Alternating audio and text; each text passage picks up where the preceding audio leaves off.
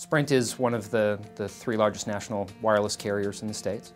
And we also have a pretty sizable wireline business as well. It's mostly focused on enterprise customers for data networks. My team acts as a liaison between those companies that are trying to consume our services and our IT organizations that actually support them. From an SOA perspective, what my team is supporting integrations for is services. We work very closely with IT to design services that are consumable outside the enterprise. And where IBM comes in is they support they have a number of products that we've acquired and deployed into production that actually sit on the call path between our partners and our internal systems. They're really the point of security enforcement prior to letting any transaction requests come into our internal system. That gateway is based on a number of IBM DataPower Xi50 devices. Before deploying DataPower, we did have a software-based solution from a competitor of IBM's that was filling basically the same role that DataPower does. What DataPower brought to the table for us was an extremely high performance level for the exact same function at honestly a better price point. What we've been most impressed with DataPower up to this point has been its stability. We went to production last summer with our first two devices sitting in the DMZ, the ones that my team manages, and since that time they've been running 24/7 without a single interruption.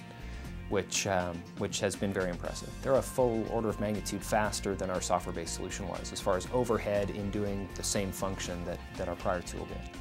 So it's really reduced the amount of additional time that's incurred in processing the security function. Innovation is a pretty significant activity at Sprint. There's an entire organization, top to bottom, that is responsible for innovating in a lot of different areas, from regular business functions, business processes, to our actual end product set.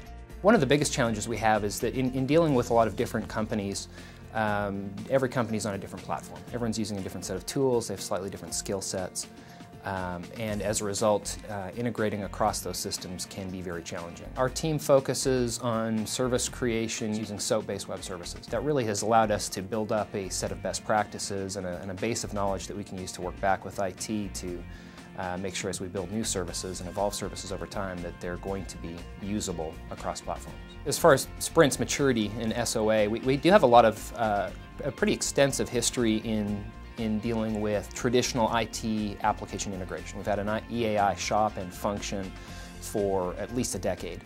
And it's really been in the last, let's say, 3 or 4 years that we've started moving from the straight pure integration hub bus approach to a true service portfolio. We're high on the maturity life cycle as far as our ability to consume and repackage existing services.